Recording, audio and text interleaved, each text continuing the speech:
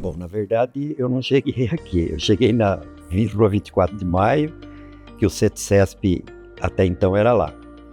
Como é que foi que eu procurei o CETCESP? Eles instalaram nas estradas a balança. E na minha empresa eu tinha caminhões Volvo. Eles eram muito pesados, quase que vazios, eles davam excesso na balança. E eu fiquei desesperado aí. Aí eu falei, quem sabe o sindicato possa me ajudar em alguma coisa. Aí eu procurei o sindicato lá na 24 de Maio, era o Dr. Aristóteles de Carvalho Rocha, o Dr. Rochinha. Ele me atendeu com uma presteza imensa e me explicou que já tinha reclamação de muitos transportadores e que eles já tinham conseguido um prazo estendido para que isso entrasse em operação. E eu fiquei muito satisfeito, fiquei muito contente que com prazo eu iria trocando os caminhões gradativamente para poder cumprir a lei da balança. E a partir daí, então, eles me convidaram e eu comecei a frequentar o CETCESP. O Dr. Rochinha, ele falava muito bem, ele era um advogado muito experiente, ele falava muito bem. Até em termos técnicos, ele transformava a reunião num negócio muito prazeroso. E eu senti muita alegria em começar a participar. Então foi assim que eu comecei a participar do CETCESP. Então, eu comecei a participar, fui me entrosando, fui conhecendo vários empresários, conheci o Adalberto Panzan, que o Adalberto era da TA Transportadora Americana, pertinho de mim, eu sou de Araras, ele era de Americana, bem perto de mim. E o Adalberto montou uma chapa para concorrer à presidência do CETCESP e me convidou para fazer parte da chapa dele. Então eu fiz parte da diretoria do CETCESP com o Adalberto Panzan e com o grupo dele, com todo o grupo dele, fiquei amigo de todo mundo. Depois do Adalberto Panzan, o Adalberto montou a federação, a FETCESP. Eu ajudei o Adalberto na montagem da federação. E o Adalberto, então, saiu do CETCESP e foi para a federação. Foi quando o Romeu Panzan assumiu o CETCESP e me convidou para ser o vice-presidente dele. Aí eu fui, acompanhei todo o mandato do Romeu. O Romeu é uma pessoa fantástica, uma pessoa que eu adoro muito, uma pessoa maravilhosa. E é o culpa dele que eu virei presidente. Aí ele me convidou para ser presidente. E eu acabei aceitando, formei a minha chapa e acabei ganhando sem ter concorrência, acabei vencendo e virei o presidente aqui do CETCESP. Aí então já nessa casa maravilhosa aqui. Bom, é o seguinte, quando eu terminei o meu mandato, muita gente me perguntava, Dr. Rui, qual a razão do seu sucesso como presidente do CETCESP? E eu dizia para eles, a razão do meu sucesso é, primeiro, gostar daquilo que você faz. Se você não gosta daquilo que você faz, você não vai ter sucesso nunca. Você tem que ter entusiasmo, a palavra correta é essa. Eu tinha muito entusiasmo de vir para cá, de ser o líder dos meus companheiros, era uma das razões do meu sucesso. A outra foi a escolha daqueles que seriam os meus diretores. Eu escolhi pessoas gabaritadas, pessoas que tinham o mesmo entusiasmo que eu, pessoas que queriam também se dedicar, tornar o transporte um pouco melhor do que era, ajudar os transportadores. Tanto que vários dos meus diretores depois galgaram postos muito mais altos, como presidência da federação, presidência da NTC, presidência da Funtran, foram diretores que estiveram comigo. E transporte é uma coisa muito trabalhosa, uma coisa muito complexa, que realmente tem problema todo dia tem problema. E o transportador, proprietário da empresa, ele está preocupado em atender o cliente dele, se tornar cada vez melhor, fazer a sua empresa dar lucro. e ele não tem tempo e nem atenta, não tem nem gente na empresa dele capacitada para acompanhar, por exemplo, a legislação, que muda praticamente, quase todo dia muda a legislação, ele não tem tempo de acompanhar isso. Então, esse é o papel que o sindicato faz. O sindicato é mais do que uma empresa. Por quê?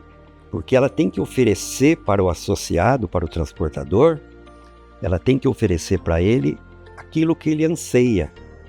Ele tem que suprir todas as necessidades dele, dando informações e ajudando ele sempre que ele tem algum problema dentro da empresa. E é isso que o sindicato faz, e é isso que eu fiz junto com os meus companheiros nesse sentido. O que eu fiz? A primeira coisa que eu fiz quando eu fui eleito, eu tinha contato, eu sabia que eu tinha que ter contato com os políticos, porque o sindicato tem que ser apolítico. Ele não pode puxar de um lado ou do outro, mas ele tem que se envolver com todos eles, porque ele depende da política. E eu tive um primeiro contato com a Marta Suplicy, que na ocasião foi eleita prefeita do município, e a Marta tinha um sonho de fazer um projeto que ela chamava de Belezura. Ela chamava Belezura. E o que é a Belezura, Marta? Eu vou pegar essa região nossa aqui, Vila Maria, Vila Guilherme, essa região toda nossa aqui, vou mandar eles colocarem para fora tudo que é treco que eles têm dentro da casa. Todo mundo tem um monte de coisa que não usa mais e não tem como descartar isso. Eu vou marcar um dia, vou pedir que eles coloquem na rua. E o que eu preciso de você, Dr. Rui? Eu preciso de você os caminhões para recolher isso. Pode contar comigo, conta comigo. Nós fizemos contato com vários transportadores, eu da minha empresa também forneci vários caminhões. Nós fornecemos mais de 100 caminhões e coletamos nessa região toda aqui, foi um negócio magnífico. Coletamos, ela ficou muito contente, muito feliz. Tanto que ela teve muito contato comigo daí para frente, sempre que ela ia fazer alguma coisa, ela me chamava, trocava ideias comigo. E tanto que ela ficou tão amiga que ela acabou dando a bítse desse prédio aqui. Esse prédio não tinha bítse até então, foi tentado com outros prefeitos anteriores e não se conseguia isso.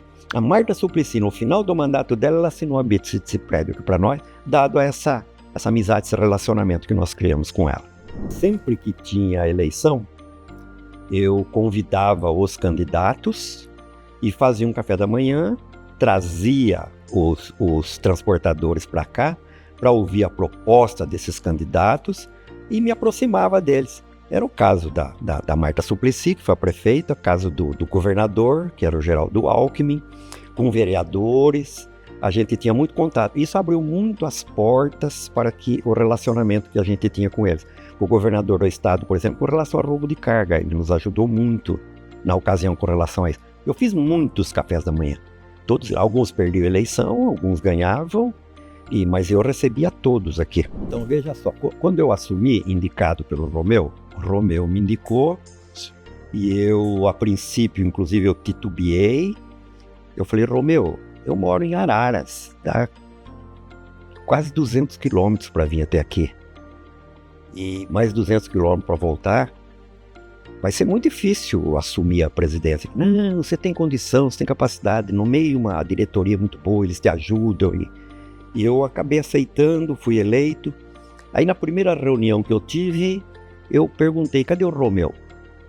Aí eles disseram, não, o Romeu era presidente, não é mais nada aqui. Como assim não é mais nada? Eu quero o Romeu aqui, me acompanhando junto comigo. Não, o ex-presidente não é mais nada aqui. Eu falei, não pode. Aí eu chamei o Dr. Júlio Nicolus, que era o meu assessor jurídico, eu modifiquei o estatuto nosso, modifiquei o contrato social do CETCESP e criei que ex-presidente era do conselho, passa a ser do conselho e tem direito a assento, voz e voto enquanto ele viver. Então foi isso que aconteceu e é o que acontece até hoje. Todos os ex-presidentes continuam frequentando aqui, continuam ajudando o presidente eleito, recém-eleito, em função dessa alteração que eu pude fazer. Você nem imagina, eu aprendi muito aqui no sindicato. Era fácil? Não era, eu tinha que viajar toda semana quase 400 quilômetros. mas era muito prazeroso e eu aprendi muito, eu aprendi aqui. Então, com essa experiência que a gente adquire, com toda certeza a gente acaba ajudando os próximos presidentes, e muitos consultam a gente, e tem muitos que me consultam até hoje. O sindicato, ele não consegue viver só com a mensalidade dos associados, que é pequena. O sindicato tem uma estrutura enorme, muito grande, muito custosa. Quando o Romeu foi o presidente, existia o governador do estado, o governo do estado, vendia os pedágios para o sindicato com 20% de desconto. O sindicato repassava para os associados, segurando um percentual para ele. Era o que mantinha o sindicato em evolução, é o que mantinha o sindicato andando com essa arrecadação.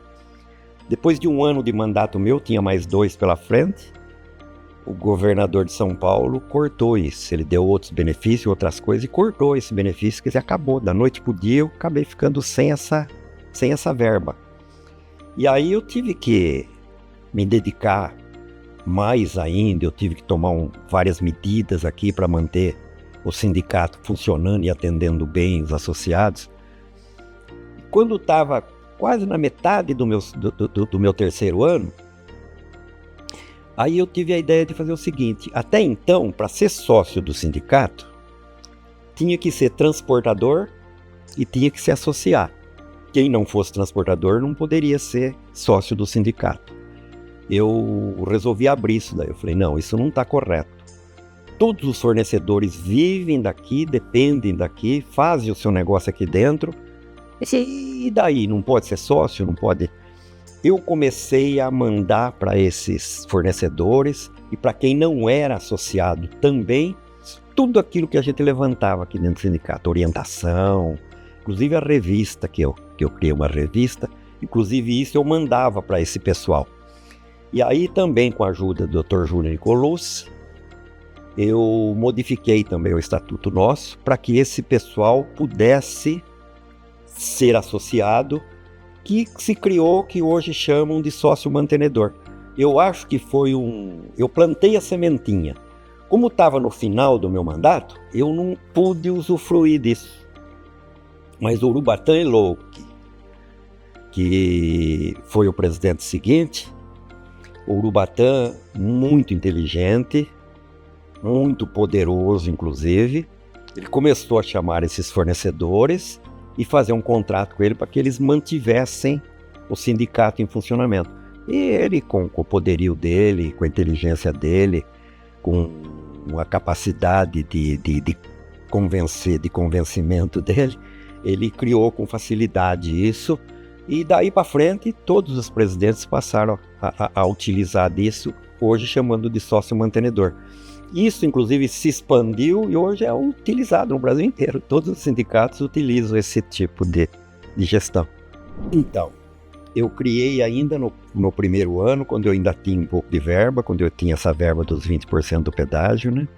Eu criei a revista. E a revista já existiu no passado há muito tempo, mas ela tinha sido aniquilada, ela tinha sido exterminada, não tinha mais. Aí eu criei o CETCESP, uma revista humilde ainda no começo, simplesinha, mas que denotava, que transmitia tudo aquilo de bom que o sindicato podia angariar e que era necessário, que era interessante transmitir para os associados. E eu criei a revista. Ela era pequenininha no começo, depois do Urubatã ela foi expandindo, do Chico Pelúcio mais ainda, e até se transformar numa revista maravilhosa. Era a principal revista de transporte do nosso setor. Tinha praticamente tudo aquilo que a gente conseguia angariar, principalmente legislação, que era uma coisa que os associados precisavam, a gente colocava na revista. Tudo aquilo que era importante que ele fizesse, negociação, tudo aquilo que era importante para o associado, a gente inseria na revista e distribuía, e eu recebia muitos elogios com relação a isso. Eu fui procurado por um diretor da Bandag que era um dos fornecedores nossos, dizendo que queria escrever um livro sobre transporte, se eu o ajudaria fornecendo para ele revistas, fornecendo o que eu tivesse aqui de história do setor. Falei, claro que eu ajudo, sem dúvida ajudo sim. Assim que eu separar aqui, eu ligo para você vir buscar. Aí peguei o Dr. Carlos Breda, que era o meu assessor na ocasião, e falei, Breda, onde que tá as revistas nossas? Onde tá, Dr. Rui? Tá num quartinho lá embaixo, tá no térreo. Tá num quartinho, tudo amontoado lá.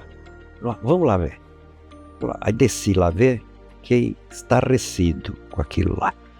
Tava realmente tudo amontoado, aquele monte de revista, tudo amontoado, tudo que tinha, junto com mesas, cadeira, computador quebrado, tudo que quebrava eles jogavam lá. Nossa, isso não pode acontecer. Dr. Geraldo Viana era o presidente da NTC. Eu fui e conversei com o Dr. Geraldo Viana na ocasião. O Dr. Geraldo Viana, assim, vou montar a biblioteca aqui. Isso não pode acontecer. Nenhum setor vive sem história. Todo mundo tem que conhecer o passado, o que aconteceu. E aí, com a ajuda do Dr. Geraldo Viana também, ele também me ajudou. Ele tinha muito material na casa dele também.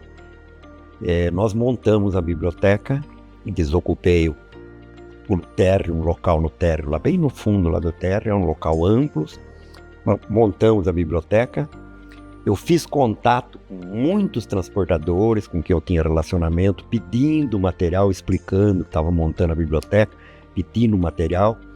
Mandaram muita coisa, muita gente mandou. E a biblioteca nossa cresceu, ficou bonita, bem arrumada. Contratei uma bibliotecária, ela registrou tudo no computador, daí você sabia onde estava para procurar. E acabou sendo um negócio maravilhoso. E isso tudo, depois eu soube, acertadamente, foi tudo doado, esse material tudo para a Funtran. E se encontra lá uma coisa muito enriquecida com a colaboração do CETCESP. Então, quando eu comecei, a informação não tinha esses celulares, era o telefone. Você ficava ali no telefone, tocava o telefone para você atender. E isso foi evoluindo devagarzinho e nós fomos tendo que também se adaptar a isso. E devagarzinho, aos poucos, nós fomos nos adaptando. Isso melhorou muito a comunicação com os associados, melhorou demais. E hoje, muito mais, né? Hoje tudo comunicação é dessa maneira. Então, isso daí eu acho que foi uma das grandes realizações minhas. Na época, existia muita ação trabalhista. Mas muita, até hoje tem. Mas na época era um negócio impressionante, todo mundo reclamava. Mas o que nós podemos fazer? Aí que eu tive a ideia de montar a Câmara de Conciliação Prévia. Chamei alguns sindicatos, os mais importantes, eles acharam a ideia excelente, eles disponibilizaram uma sala dentro do seu sindicato. Então, o reclamante, antes de ele entrar com ação judicial, ele passava pela Câmara de Conciliação. O sindicato tinha um advogado dele que dava assessoria para o reclamante e nós tínhamos um advogado nosso que dava assessoria para a reclamada, para a transportadora, o associado nosso. E eles sentavam, negociavam, 90% dos casos terminava em acordo e evitava a ação trabalhista. Eu acredito realmente que exista até hoje, eu acredito que exista. Isso foi uma das grandes coisas, eu acho, que eu criei aqui dentro do CETCESP. Então, na verdade, não foi assim bem comprada. A NTC devia um bom dinheiro para o CETCESP. Uma ocasião que o CETCESP tinha dinheiro, a NTC não tinha, em presidentes anteriores ao meu. Eles emprestavam dinheiro para a NTC, foi emprestando dinheiro para a NTC, e isso foi acumulando e ficou um bom valor da NTC devendo para o CETCESP. Eu fiz uma composição com o Geraldo Viana, e o Geraldo Viana me deu aquela área em troca da dívida que ele tinha para com o CETCESP. E naquela área, então, eu aproveitei para montar o Centro de Desenvolvimento Educacional. Eu dei o nome de Adalberto Panzan, que foi, sem dúvida nenhuma, o maior líder de transporte que nós já tivemos aqui até hoje. E aí passamos a fazer cursos, foi muito bem utilizado isso, foi muito bem aproveitado. Um dos grandes problemas que nós tínhamos, e que tem até hoje, na verdade, é o problema do roubo de carga. Eu realizei muitos fóruns sobre muitos assuntos diferentes aqui. Em 3 anos dá para a gente realizar muita coisa. Um dos fóruns mais bem sucedidos que eu realizei aqui foi sobre o roubo de carga. Roubo de carga versus o crime organizado.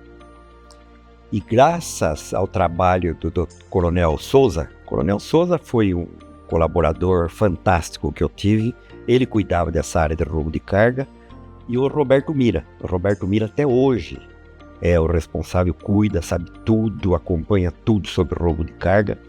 Nós realizamos um fórum sobre esse assunto aqui de roubo de carga. O coronel conseguiu trazer para cá 8 secretários de segurança de 8 estados diferentes. Não veio representante, veio o próprio secretário de segurança. Ele conseguiu trazer 8 secretários de segurança para cá. O fórum foi um sucesso. Ficou gente até de pé, lotou o auditório, gente até de pé assistindo, e nós conseguimos fazer um contato e manter um contato com esse pessoal, principalmente o Coronel Souza, manteve contato com relação a quando roubava alguma carga em outro estado, ele tinha o contato com o secretário de segurança.